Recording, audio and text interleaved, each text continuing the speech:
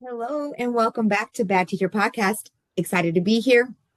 I see that I'm getting more views, more subscribers, so keep it up, please. Maybe one day I could, if I get 50 subscribers, I could even monetize it, make a little money for this little hustle. Um, so thank you. And just make sure you keep sharing with other people that you think would be interested, but more specifically in teachers, to teachers, and this is for teachers by teachers. So as you know, it's where teachers struggle together. So we're going to do our final part three, our final part of our series of Discourse on Colonialism. And then make sure you tune in next week. We're going to do decolonization naturally.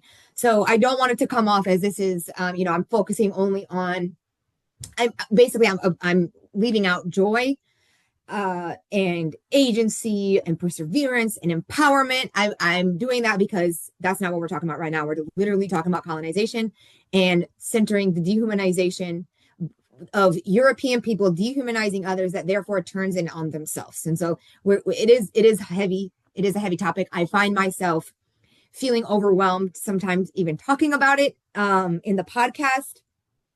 And what examples will, drive that point in the most, because it's everywhere. It's everywhere I'm turning as I'm like walking through life, throughout these last few weeks. I'm like, oh my God, I don't even know where to begin or where to end. And so this is my best way to make this as succinct as possible. And then also just being confident in knowing that this is just a foundational theory and way of viewing the world that will carry us through into more narrow type of pieces of work, or this sets up historically for everything that we will read together, and as a foundational approach to conversations we have and all of that. So again, if you're interested in being on the podcast, please email me at badteacher319@gmail.com. Again, that's badteacher319@gmail.com.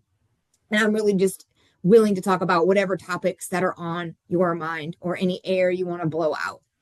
Anyways, let's get to Cesaire. I'm going to center a quote that I read for the first part of the series, and then we're going to go from there with, again, that concrete example. So saying, here's this theory, abstract, kind of arguing with other scholars on how colonization came to be the dominant approach to the other, right? The European descendant versus the other. And then how this still plays out historically and today in many different domains. And so first, let's go with the quote. So, wherever there are colonizers and the colonized face to face, I see force, brutality, cruelty, sadism, conflict, and a parody of education. The hasty manufacturing of a few thousand subordinates, functionaries, boys, artisans, office clerks, and interpreters necessary for the smooth operation of business. This is page 21 of my English version of Discourse on Colonialism. And I wanted to highlight a couple things. First of all, he goes off. I mean, lists it. Brutality, cruelty, sadism, conflict.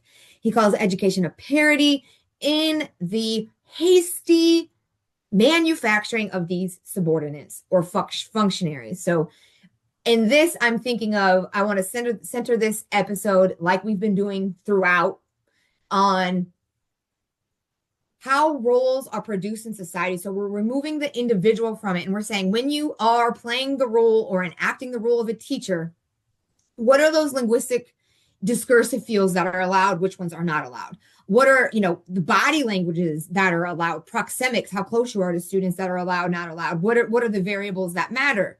And in continuing to think about, when we're enacting this role of a teacher, where we agree and disagree with the expectation of enacting that role. That is not saying, this is who I am, Kara. This is saying what is expected of me, and how can I, for me, it's a way to make sure that I'm always challenging the dynamics of power and challenging what those expectations of those roles are to be. And why do I think that's so important in this moment is because as a teacher, you always hear, well, that's not my job. That's somebody else's job. And I want to continue to unpack where is that discourse produced that we understand what our job is and where our job ends.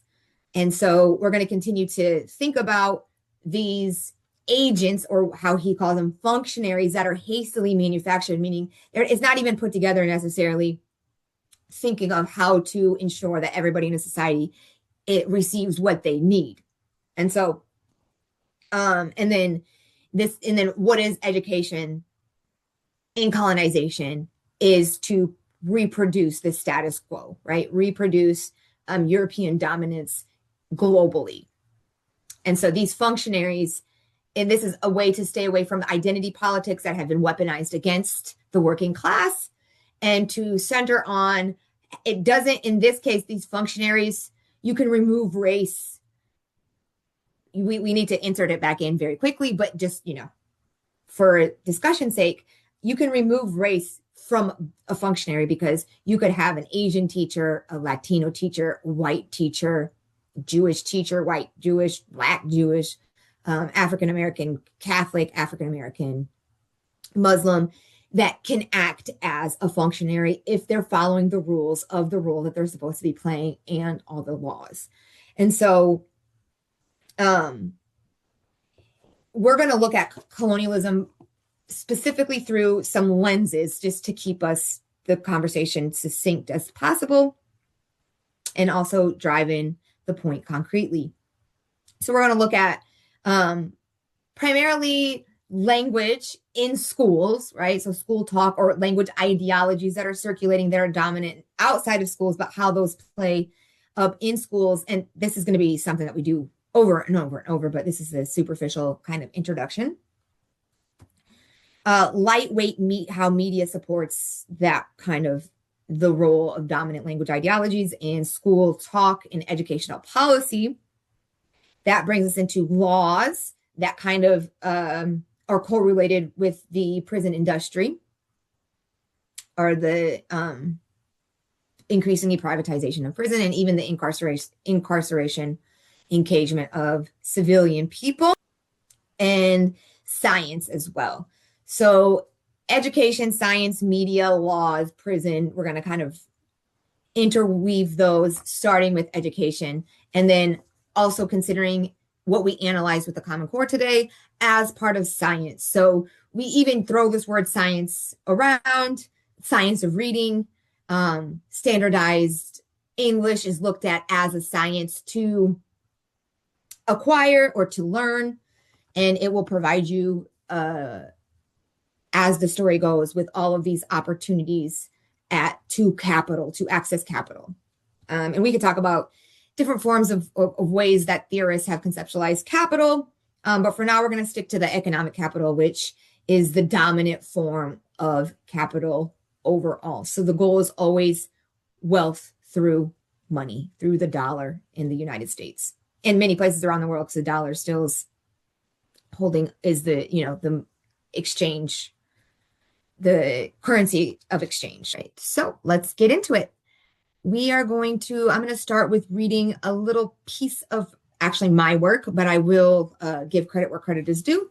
And this is just to set up some initial foundational definitions to understanding language and language ideologies. And again, we will continue to unpack this. I hope to have some social linguistics on here to help me through this and work with me. So we're going to start with, what is hegemony within a capitalist or colonial framework? It is spontaneous consent given by the great masses of the population to the general direction imposed on social life by the dominant fundamental group. So it's this idea of spontaneous consent, but the direction that is imposed is from the dominant group. It gives rise to unjust competition and is reified in social, public, and even private life. So we're going to look at how that's reified in mainly public life, right? Through laws, education, and science. A key aspect of hegemony is that marginalization is accepted as the natural order of things. English hegemony, undergirded by a monoglot language ideology, has become an action and symbol of power in all levels of U.S. society. So English, now we're switching from hegemony, manufactured consent to reproduce dominant institutions of power and those people who hold that power. Now moving into language, it's English has a power legally and institutionally in the United States that other languages do not. And it is given as naturally we speak English. You're in the United States, you speak English, which is a colonial phrase, if you really wanted to analyze that further. A monoglot ideology rests on the belief that society is, in effect, monolingual and ideologically and materially ascribes a named language to a geographical region or nation state as a colonial imperial project of so-called unification. For example, one language, one nation, one people. This concept did not emerge until colonization, which is why it's directly related to that. So as we know, it's also a myth. It's a language ideology that has power and also a myth. The myth of it is we know that if we point to a geographical location on the map, and pretty much anywhere on the map, we can close our eyes, it is actually multilingual. And that includes where you live, that includes where I live. And so why at the same time we know that, and we can point to a place on the map like Mexico and say they speak Spanish, which ignores completely colonization in the sense that it's a European language, and how does a European language become dominant in the New World, if you will, and what we now call the Americas? Why is it European languages that we teach in schools like French, German, and Spanish? And then likewise, why are indigenous languages silenced? So the 30-some indigenous languages or more that are spoken in Mexico are no longer thought of, but yet they exist. And so again, it is in the profession of unity. There's no way that we can exist healthily and comfortably and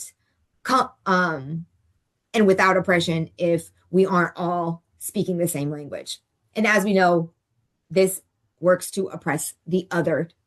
Okay, so that's all about what, colonization does, is it others people, it compartmentalizes those people, and then blames them for their oppression.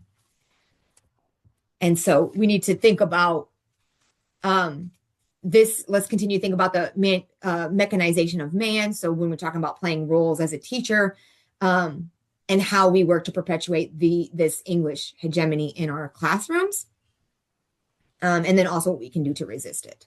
So let's keep going. Hierarchization of language is based on a construct that arbitrarily standardizes a colonial language and positions it as superior. In other words, the use of language as an instrument of domination constructs itself as an object of desire. And this is Mignolo. For example, the first ever prescribed grammar book can be traced back to the Spanish language and Antonio de Nebrija, who wrote Gramática de la Lengua Castellana in 1492, which again is when this colonial project is emerging, which played a major role in Spain's imperial expansion. Linguistic hierarchization has material consequences which tend to be beneficial for the capitalist and oligarch class of speakers, generally of European descent in the United States, and repressive for which they deem the other. For example, Mignolo notes that Spanish, once a powerful colonial language, has suffered several historical demotions, one in Latin America and Equatorial Guinea after World War II, becoming the language of the large part of the global South. And then again in the United States, becoming the language of an ethnic and racialized minority. So the point here is no one's safe. That's the point. And I want to repeat that no one's safe. You might feel safe now, but the bar moves constantly in order to make sure that those people in positions of power remain there. And the way that they can do that is to ensure that they have capital to support all of those projects. So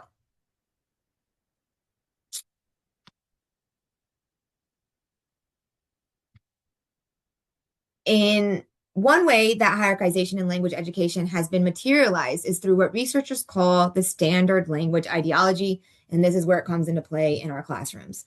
A bias toward an abstracted, idealized, homogeneous spoken language which is imposed and maintained by dominant bloc institutions and which names as its model the written language, but which is drawn primarily from the spoken language of the upper middle class and is reinforced in schools. So again, this is the perception. So in this standard language ideology, it is the way that people perceive the language, not necessarily actually the language that people are speaking. So when we look at the written word, it is not saying that white middle class people actually speak like that, like that's inherent.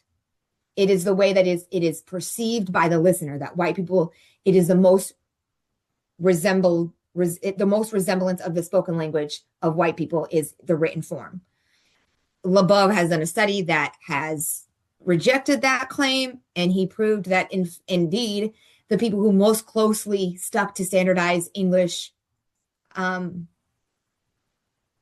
rules was the poor white people. They stuck more closely and adhered more to the constructs of standard language ideology. But again, it's not really about what's real. It's about the myth, right? And it's about continuing to perpetuate the myth and gaining inertia for that. So to end with the definition, I'm thinking of, language and how languages are othered in the United States. When institutional recognition is bestowed on a human capacity, it makes competition possible among those that have created the criteria that defines and establishes merit. Standardization of language is a European construct to maintain dominance, and its power is reified through various mechanisms such as prescriptive grammars, the field of linguistics, and dictionaries. An example that's closely related to education is the requirement of high-stakes testing in U.S. public schools that both assess in and assess standard language. Predominance of white middle-class teachers, hierarchization of language varieties in curriculum, error correction in grading practices, placement practices, and the standard language ideology's connection to college acceptance, scholarship, and hiring practices. So now we're going to look at, I'm going to share my screen.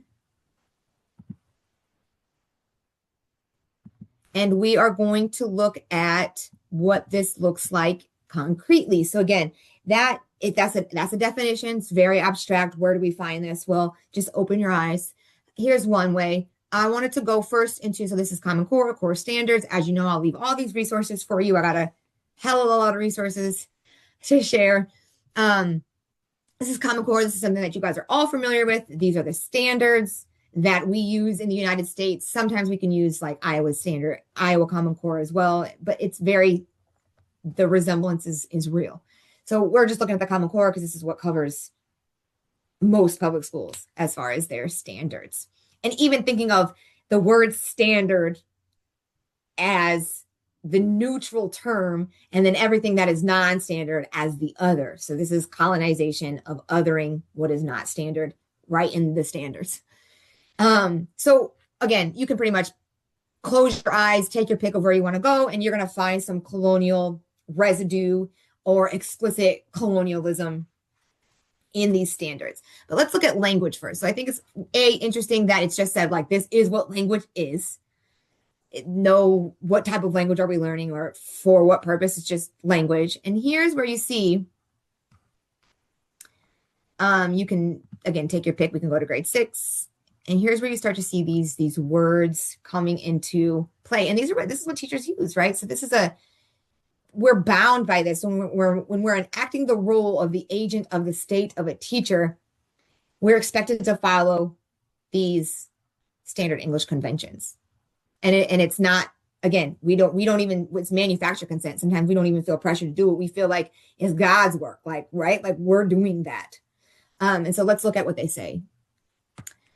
Demonstrate command of the conventions of standard English grammar usage when writing or speaking. So we have that standard English right there, right? Reifying that it's something that is not socially constructed and not made up by European colonizers, but it is in fact natural and an aspiration, a goal, if you will.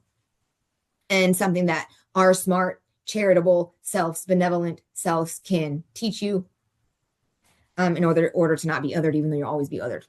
Or in order for you to assimilate into our culture as somebody that is on the bottom of the ladder, if you are othered. Okay, so We also need to think of words like grammar and usage. And this is not only with writing, but also speaking. Ensure that pronouns are in the proper case. Use intensive pronouns. Recognize and correct inappropriate shifts in pronoun, number, and person. Recognize and correct vague pronouns. Recognize variations from standard English in their own and others' writing, speaking, and identify and use strategies to improve expression in conventional language. It's saying, yeah, you might be able to express it in your home language, but it's only improved conventionally if you can express it in standard American English. And so then the question becomes is, what does this do to languages that are othered or marginalized language? What does this do to Black speakers of Black English? What does this do to speakers of other languages? What does it do to speakers, EL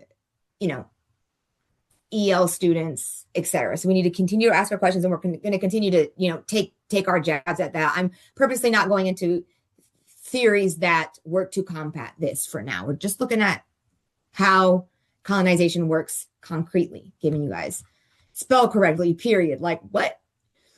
Punctuation, knowledge of language conventions. And what I think is so interesting is as I become a teacher educator, I'll ask students, like in your language arts class, like wasn't the goal like to write in standard English? And they would oftentimes not even know what that is. So which is such a good point of what colonization does, in the sense that like you don't even know it's there. It's just working. It's working.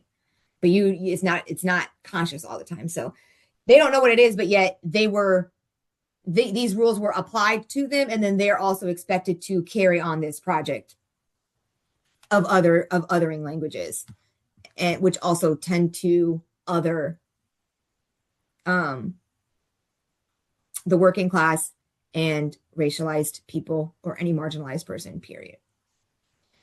Vocabulary acquisition, it's the assumption that the academic vocabulary that is something different from any other type of vocabulary. And then we just need to ask ourselves, like, what do we define as academic and why? And other ways to redefine what academic is and sounds like, looks like. So, and you can, that's 6th grade, you can go to 11th grade, language standards. And again, this is supposedly for everybody. So while it's most relative to like your English language arts teachers, because it's under the standard of language, this is the expectation throughout all of the different subjects. So again, a little bit, we still have spell correctly 11th grade, we had it in 6th grade.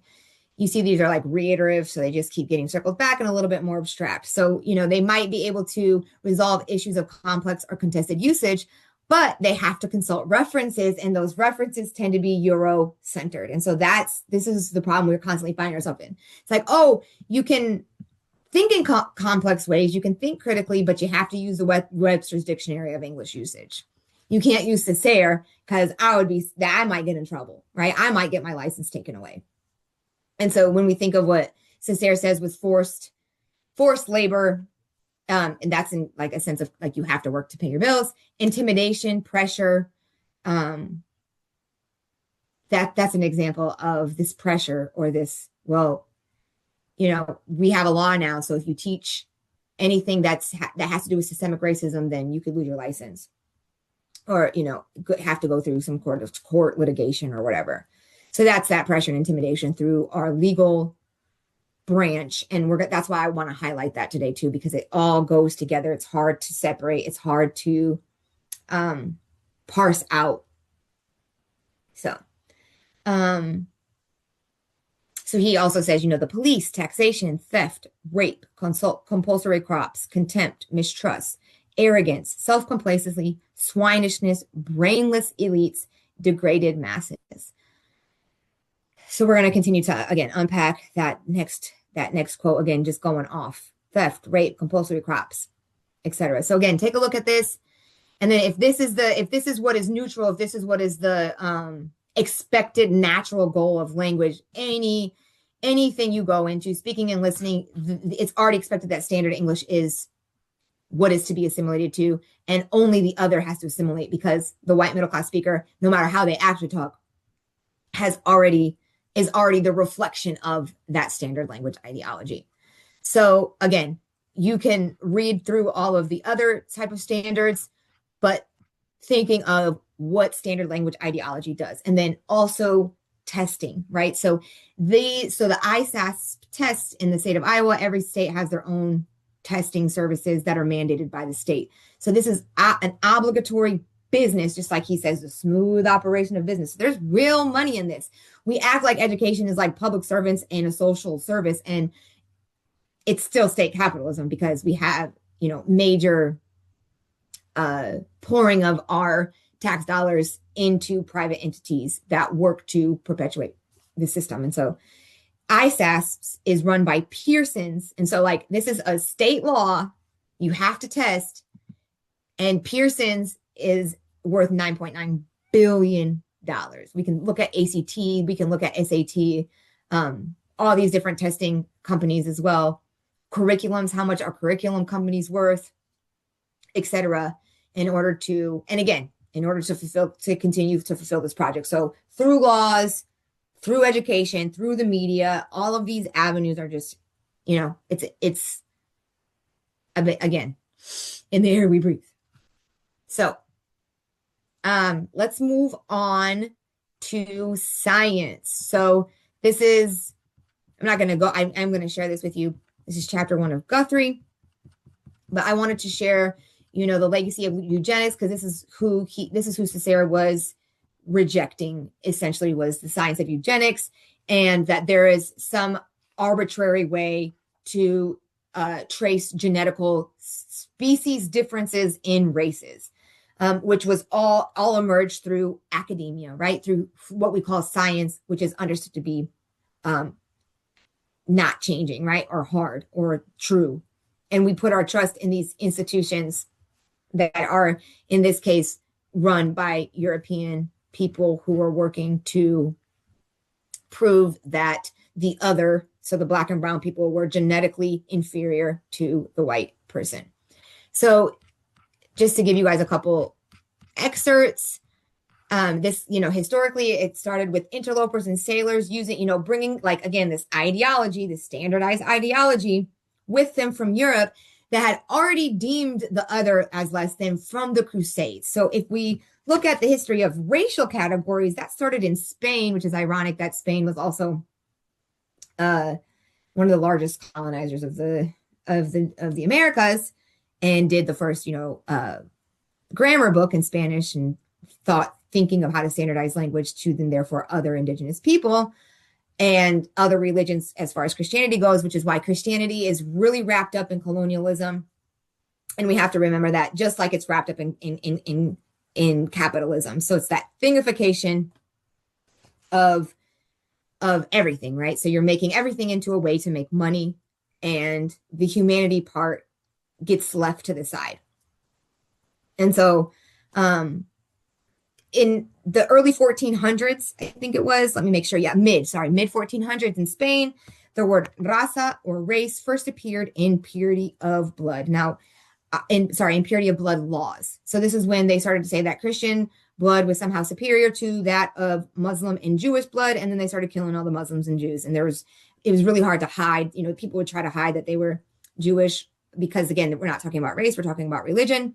And again, because of these documentations, sophisticated documentations of who people were, it was even hard. And again, we even need to think about how sophisticated colonization is, how sophisticated these conventions are of documentation and recording in order to move this project along nicely. And so if you were Christian, you got status, positions, and other privileges. And if you weren't, you did not. And so this developed deep and lasting ideologies to explain those being dominated economically and socially as inferior types of people, and that they deserve such treatment. So that predates colonization. That's a European ideology of imperialism that stems from the Third Crusade, when, as we kind of talked about last episode, imperial projects turn inside of themselves. So after they continued to fail, the Crusades, they gained no land. It was a complete failure. And that's what we talked about. Colonization kind of tried to bolster or give further momentum to like a capitalist imperial project after they knew that they had lost East.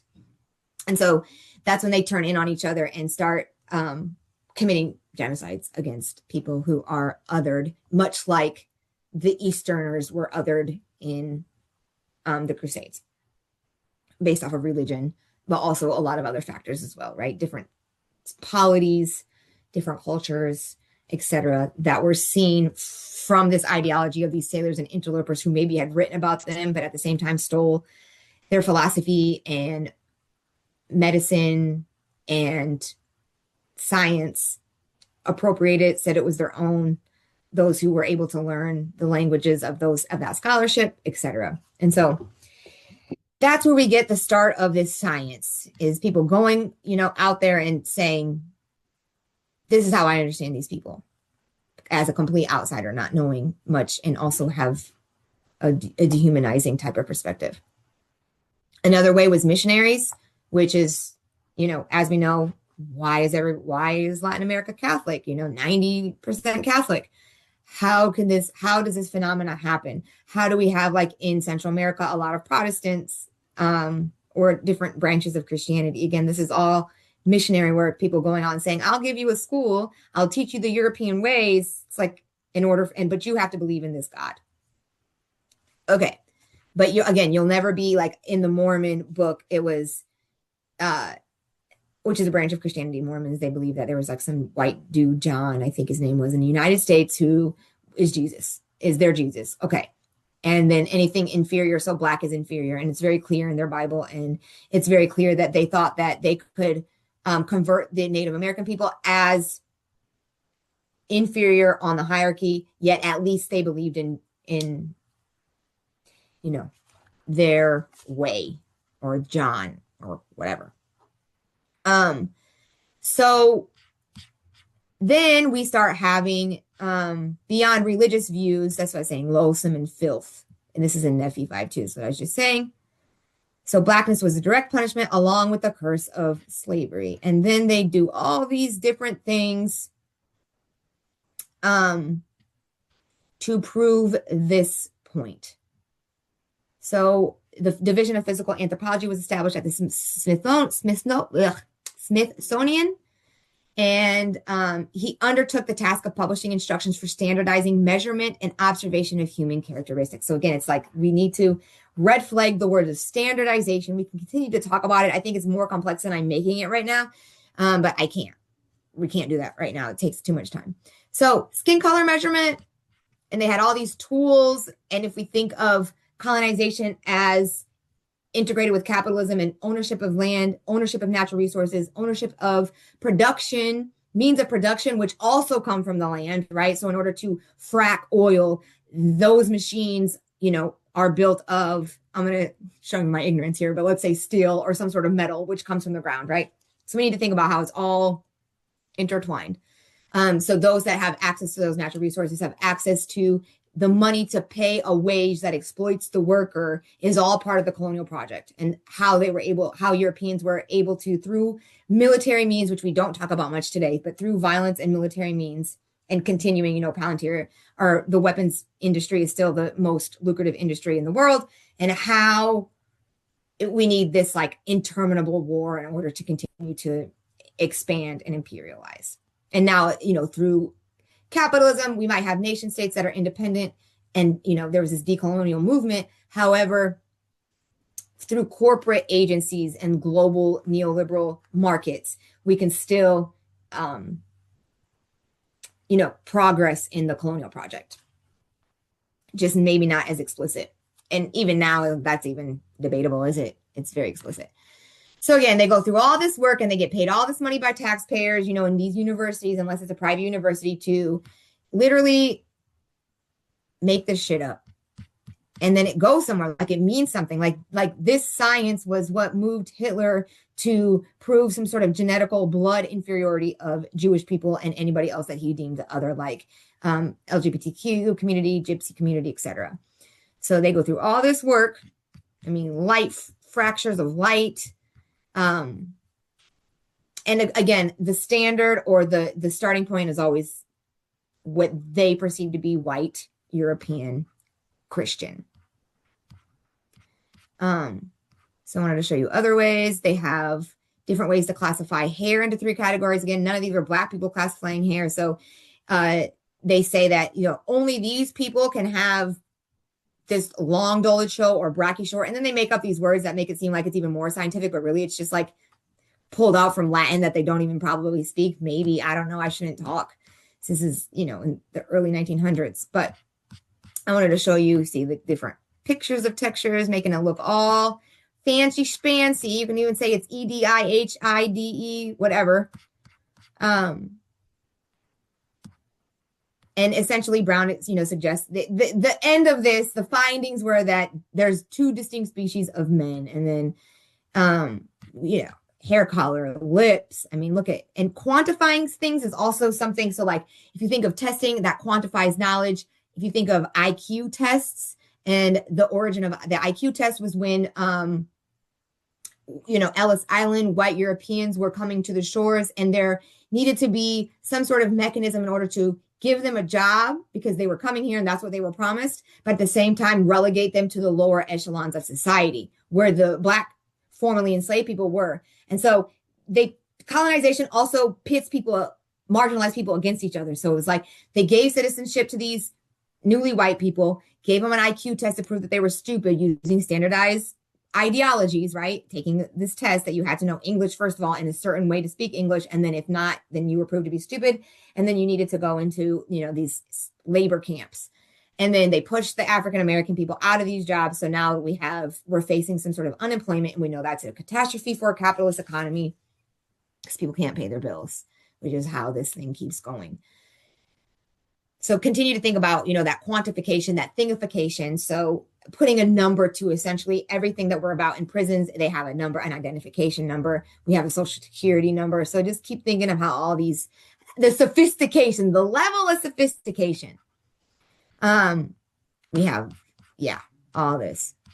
I mean, look at categorized genealogical information. And it goes on and on and on. And so that is, they even use the fancy word dictionary, races of people. And I, recommend you check this out, but I won't belabor it anymore. One scientist, and they have a whole list of them. I'm just trying to be, here's the theory, here's where the science comes from. And then there's actually names of a whole bunch of white people that decided that men were different species, even though they were procreating with each other since procreating with each other. Anyways, this is one example. He claims that white people. This is my point for the white people podcast. We need to understand that white people. This is the ideology, and so none of us are safe. So this is like a person that's arguing that the Mediterranean race is different from the Nordic race and actually superior to them. These are like white people arguing with other white people, but the problem is the intention might be there because he was trying to say that like there's this facts that like the Mediterranean people invented all the largest civilizations up until now, like ancient Rome, Greece, Egypt, etc., saying that we are indeed the master race and we are not mixed with Black people. We are our own autonomous race. The impact of this was measuring people's heads to prove that these were actually white people and not Black people. So he said, skin color is only one factor. We need to start measuring people's skulls to prove because because I'm browner than the Nordic race, but I'm still white. And actually superior to the Nordic race, who did not have major civilizations. But because they lived in the cold, they were able to somehow become dominant in the world. So again, it can be complicated or not. So that is a little bit of science, education. I mixed in a little bit of law. And so now I just wanted to kind of, continue to look at laws in education and how it relates to colonization. So I wanted to look at thinking of, the power of literacy, the power of words, asking ourselves if we feel scared to teach a text, why is that? Like, would you teach Discourse on Colonialism in your 11th grade classroom? Would you teach something that is, portraying the same ideology of colonization to your elementary through a story? And if you wouldn't, and anytime you're asking yourself, like, I feel scared, kind of dig into that, right? And why is that? Where is that? And I think we can point to some of the laws, educational policy. And so let's do that. And so I'm thinking of, in terms of colonization, the settler colonial project of Israel, we can start there. As you guys may or may not know, Mahmoud Khalil has sued both the state and private entities for a targeting of him to prove a point or make, create a chill effect that fighting for Palestinian liberation is something that the United States will not accept. And so he's fighting back through the legal way, saying that I'm not going to let what happened to me go in vain. He missed the birth of his child in the hospital. And then he has proof that there was this targeted campaign that worked with organizations like the Heritage Foundation and Betar and Canary Mission. And so again, these are actual organizations that work to continue to target people who resist a colonial project, in this case in Palestine. And so I wanted to share in Iowa how something that is global, affects us here. And so when this starts happening, we need to question why. Because I think a lot of Iowans are actually just recently interested in Palestinian liberation and wouldn't even understand why this was something that was so important to a governor unless they were trying to be proactive about progressive movements to fight for the liberation of Palestinian people and Palestinian land. So, as October 7th is happening, as the genocide is continuing in Palestine, the House GOP moves forward with a bill that would require Iowa Board of Education to file a report each year to the governor and state lawmakers regarding any incidents of anti-Semitism at Iowa's community colleges, Board of Regents, universities, and K-12 public schools. Now, why this did not get passed into law, my assumption would be because it's not on a priority, because it's not necessarily a huge issue in Iowa, although these type of bills were passed into law in other spaces and places. And as you can see at the federal level, the new favorite word is left-wing terrorists, etc. But I digress. And so many Jewish Iowans expressed concern about the bill's reference to an overly broad definition of anti-Semitism, blah, blah, blah. The point here is, I know I only have a little very small perspective of the world, but I didn't even go to school with any Jewish people. I know one of my cousins did. He went to the Catholic school that they sent. So he had a Jewish friend at the Catholic school, thinking of Jewish people as representing, and I'm not trying to flatten the experience of Jewish people, and I'm not saying that anti-Semitism does exist, as we know it absolutely does exist. And it's an egregious act to materialize in any sort of way. However, it just doesn't seem like in rural Iowa there's many Jewish people or many even conceptions of what Judaism even is. So again, New York is a little bit different story, but we already have the laws from the 1964 Civil Rights Movement to protect marginalized groups. So it's why are we singling out one marginalized group and enacting more and more laws to protect something that they might perceive to be in danger without mentioning the genocide on the Palestinian people. And again, I know that this is an Israel thing, so it doesn't mean that Jewish people here even have citizenship in Israel, or they could very well be anti-Zionist. And so having these conversations with students is important, except for they're outlawed or attempted at being outlawed. And so it's interesting to me, if you think about this bill and then the bill right now, which is trying to not only ban books, which is Senate File 496, and then you can't talk about racism as systemic in did I say House File? Senate File 496 is the anti-LGBTQ book banning law. House File 802 in Iowa is the anti-CRT law. And then we have a new one that it has not been passed yet, but it's still up for, it could be passed. All the governor has to do is sign it. And this is banning books. So here it is. Here's the, nope, sorry, that's a 3 strikes law, y'all. I have a lot going on. So this is like making it difficult for libraries to, provide access to certain books that have sexual content in them. And so they say, like, look at, right, any material, including but not limited to books, magazines, pamphlets, newspapers, document, image, photograph, drawing, film, blah, blah, blah, blah, blah, sex, nudity, or excretion. And so it makes me think, because it seems like, okay, no masturbation, no sadistic or masochistic abuse. It sounds good, right? Like, I don't want my daughter to be handling all those topics right now. So the intention, that's why we need to focus on intention versus impact, is the intention seems good. So any, layperson reading this would be like, yeah. Except for we know that in the book banning material, 40 some odd percent were Black and brown authors that got banned, 50 some percent, or even a larger percent of the LGBTQ community for, maybe kissing or something, which could have been a sexual act, or holding hands, which could have been perceived to be a sexual act. Although Gwendolyn Brooks, I just went to a read-in in Waterloo 1619 Freedom School, shout out to them.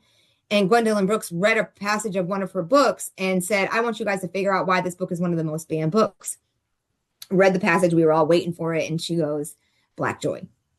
And so thinking of these efforts through law to ban discourses, actual things that teachers can say, therefore making us feel some type of way about what we can say in the classroom. I remember a sub, I think I said in an earlier episode, said like, well, I'm not allowed to say my opinion. It's like, yeah. And so I'm wondering if this is also part of the project with the whole, defend Israel thing, and not letting the truth come out about the history and the contemporary conditions of Palestinian people. Because if you look at reports like this, which I'm going to share with you, a predatory state, Israeli systemic sexualized and gendered violence against Palestinians. So we look at all of this, and this would be very difficult to access. And I'm not saying, I'm not making a claim that a 5-year-old needs to deal with the systemic sexual abuse, rape, and violence of Israeli IOF forces, the Israeli offensive forces. However, even, when girls, 11th, 12th grade, 10th grade, 9th grade, 8th grade, dealing with rape, I know boys also deal with rape, especially in here, we, sexual torture of rape of boys and men. So it's not only, it's a gendered sexual violence thing in general, but those laws also outlaw these types of conversations that are very necessary to understand the conditions of which we live in, and the patriarchy especially. And students are going through this. I say girls because I'm a girl, but yeah, that's self-centered.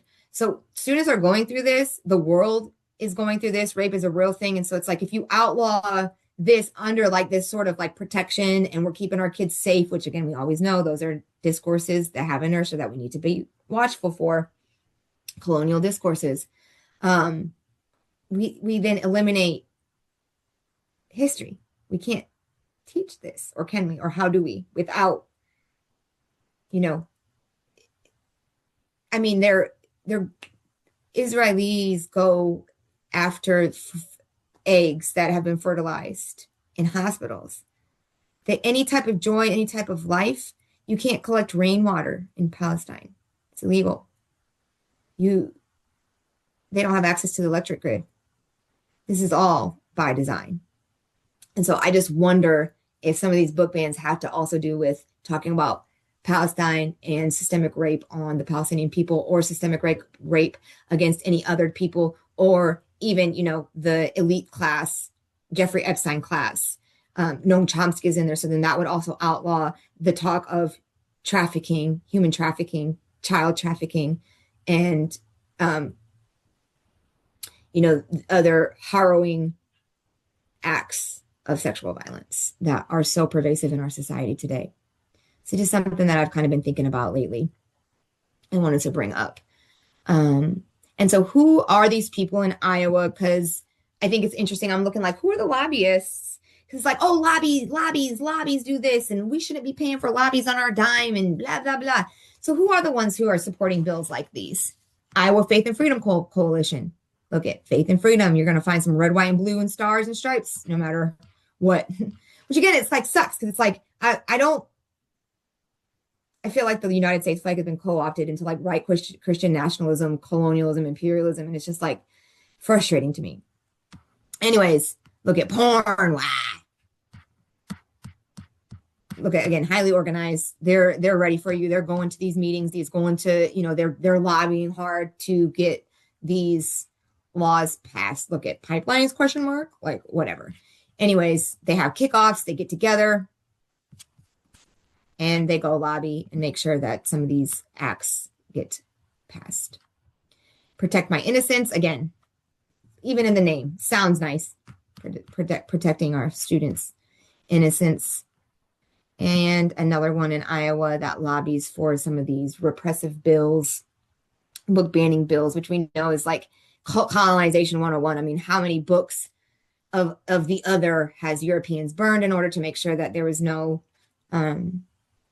way to, carry on knowledges, cultures, philosophies, any sort of thing. So Valor, Iowa is another one that lobbied for the bills that I shared and others. So they're super excited about Roe versus Wade being returned, and how he says he meaning Cesaire, hasty manufacturing of these functionaries. Like they haven't even posted since 2022. And, always God, which again, it's like sad because it's like God doesn't always, anyways, let's not talk about it. Just what Christianity, the outcome of it, rather than the intent, the impact of that. And so they're not necessarily active, but yet they're still showing up to these meetings. And so, yes. And then, through how other ways that we even the nice white lady, if she doesn't assimilate or if she doesn't fulfill the role of the agent or the functionary of the state, they will smear her or them on every media outlet possible. So here's Fox News. Iowa professor explains how she circumvents state ban on teaching CRT. And this is how had to work around the law in really interesting ways. Notice that the law wasn't actually quoted. They inserted that. And then they blast her. There's a video on another website. So, Petra Lang, who teaches a course titled Gender and Race Culture, would reportedly tell her students, I need to just let you know there are not now concepts that are illegal for me to teach you about, according to the state of Iowa. Blah, blah, blah. They do it on social media. There's the little clip. We won't watch it. But this is when Cesaire says intimidation, pressure, and stuff. So it's like even white people, y'all, even liberals, if you don't conform, you're going to get it. We're going to show you. We're going to teach you through, smearing your name through the media. This caused death threats for Miss Lang and other things. So, and then with the American Project of the Other, we have the Naturalization Act, which only allowed white people of good character. That was kind of tied into the IQ testing, allowing, Irish, Italian migrants to be white and to, kind of lump all of the Europeans into this white category, lump all of the Africans into this black category, lump all of the Latinos in this brown category, lump all of of Native Americans in this Native American category. Really, and that is the purpose of that, according to Cesaire, is that no human contact, but relations only of domination and submission, which turned the colonizer into a classroom monitor, an army sergeant, a prison guard, a slave drive, and the indigenous man into an instrument of production. So since the 1790s, there have been constant, what do we do with the migrants? And like even calling myself like a native Iowan just makes me sick because it's like Iowa, with the native people that were genocided where I live, and then now I take the name. So I wanted to point out, it, because last episode I shared about the brutal killings of 2 people who had been in the United States with, acquiring on their path to acquiring citizenship. So we have the Bracero Agreement, which I'll put this in the description, but the long and short is, because of World War II, they needed workers on domestically, so Mexicans could come. There was little regulation. They were invited, still exploited, and then they got to go home, or they stayed for whatever period of time. So this didn't end until 1964. However, before that, in the 50s, I believe, 1953. So this, even just for 2 years, there was Operation Wetback, where they were like, okay, World War II is over. And again, remember, Cesaire is writing this right after World War II. So World War II is over. We're going to go after all the Mexican people that are working, because now we need to make back room for the soldiers that are coming back home. And we need to make sure that this project can be reproduced, in the sense that we can't allow soldiers who have fought for this colonial imperial project to come and then now suffer from not having a wage labor. And so, again, very sophisticated. This is just another example. And so that finishes up our series on Discourse on Colonialism. And, keep the fight. Burn ICE, how do you say? Defund ICE, get rid of them, abolish prisons. Let's work for a transformation, a world not like the old, something new, something fresh, as Cesaire says, working to take what's good and leave colonization behind. Let's keep working. Black Lives Matter, land back, free Palestine. And stay tuned. Next week, we're going to talk about decolonization, Franz Fanon, and things that happen in history, like the Bandung Conference, et cetera, that worked towards the nationalization of colonized nations to become independent. So thank you for tuning in, and I'll see you guys next week.